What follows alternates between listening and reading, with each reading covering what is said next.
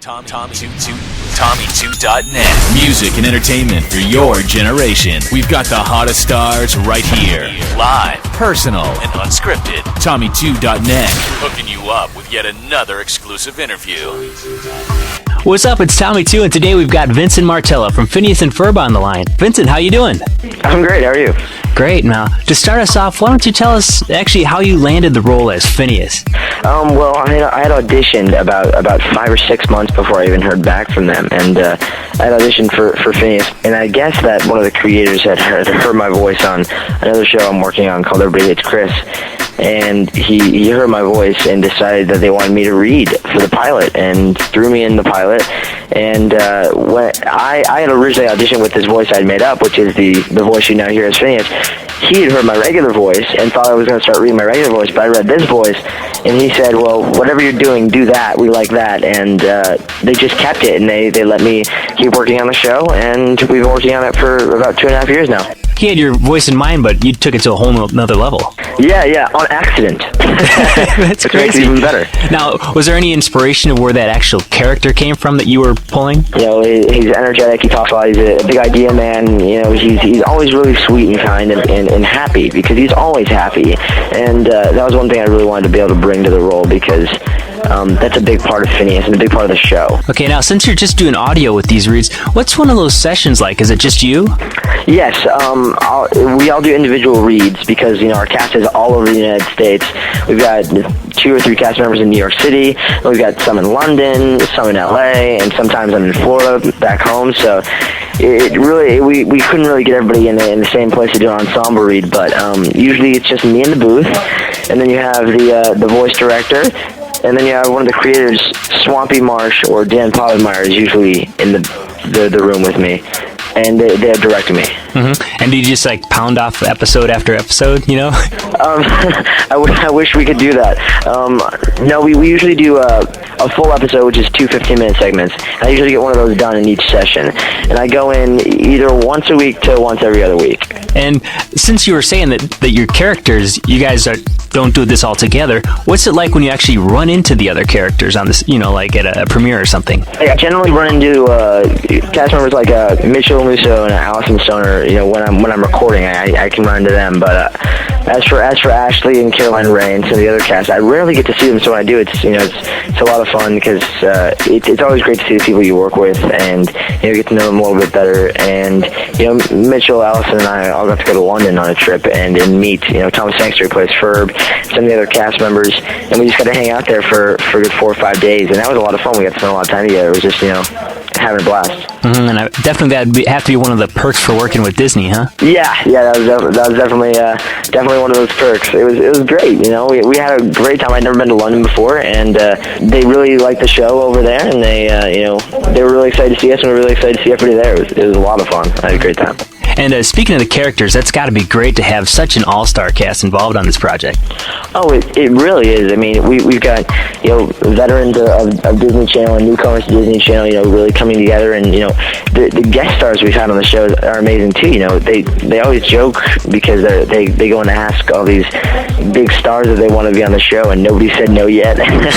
So, you know, you got people like Billy Ray Cyrus and Sandra Oh and Malcolm McDowell on the show, and it's this Disney Channel animated series with all these huge stars on it. It's great. And I also hear we're in for another season. Is that going to be starting up soon? Well, we've been doing season 2 now for about 2 or 3 months. At least I've been recording for 2 or 3 months for season 2. And we got picked up for an extra 13 episodes for the season, which I believe will bring our total to about 35 for the season. And you know, we're trying to get a good jump on that so we can start premiering episodes as fast as possible. And animation is a pretty lengthy process, so we figure if we, you know, get the ball rolling now, we can get those episodes out fast to all the viewers. Now, another show people can check you out on is Everybody Hates Chris. Yes. I gotta say, your portrayal of Greg is hilarious. Oh, thank you. What are some of your favorite scenes from that show? I still love, we did this episode in 3rd season, which was last season, and it was called Everybody Hates House Guests.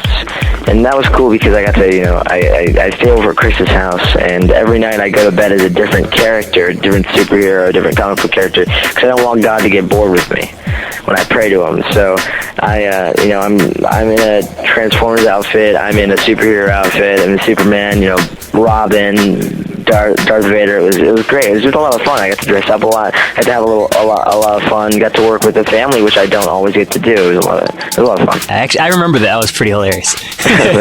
And you also recently had a movie on the USA Network called Bait Shop with Billy Ray Cyrus. Yes.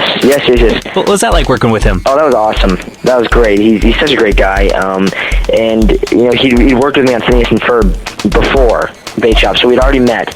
We already knew of each other. We already worked with each other, and it was great to get to tour. I mean, we were working in Florida on a lake, out on a speedboat. For a month and a half, I think I was working on the film, and it was awesome between Billy Ray Cyrus and Bill Engvall. It was just the time of my life. Having the time of my life working with some great actors, and I mean, come on, Billy Ray Cyrus, he's huge. He's a legend. And I'm sure all your friends might have asked you for autographs of Miley, right? Not yet, no. Of course, for their little sister, right? Quite a few people came around the set looking for them when we were originally shooting, because I think that's when her concert was coming through Florida.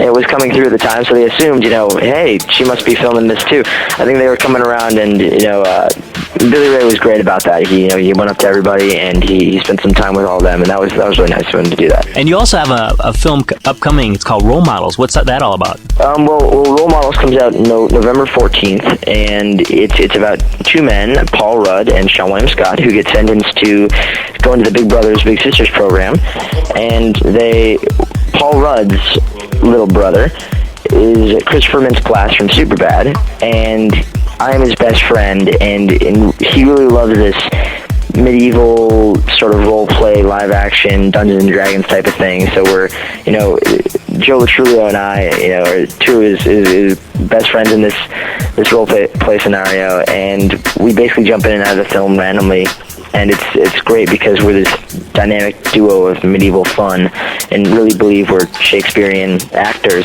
when we're actually just crazy people in outfits. Can I get one of your accents? No, you have to see the film first. You have to see. This will motivate people. A couple years back, you released a CD by the name of Time Flies. Are you still doing music? Yes. I really like playing music, and I have a great time doing it. And I play around Los Angeles a lot at a few places. This place called The Grove that's in Beverly Hills, and a new place called The Americana in Glendale. So I get around with this band of older guys, and we all sit out there and we just play music, and whether it's covers or some of the original stuff I did, I have a lot of fun with music, and it's a good hobby of mine, and it's a good release after a hard day's work. Just going out there and playing music, it's a lot of fun. Mm-hmm. Will there be any releases by you in the future? I'd hope so. Whenever I get new stuff, I always make sure to jot it down as fast as I can, and hopefully get out in time to record it, and hopefully I can keep doing that, because I really enjoyed making that album. It was the time of my life. Vincent, thanks a lot for checking in. It was great to hear from you. Thanks very much.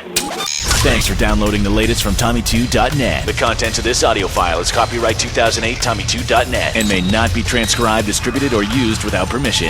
We've got all your favorite stars right here. Tommy2.net. Music and entertainment for your generation.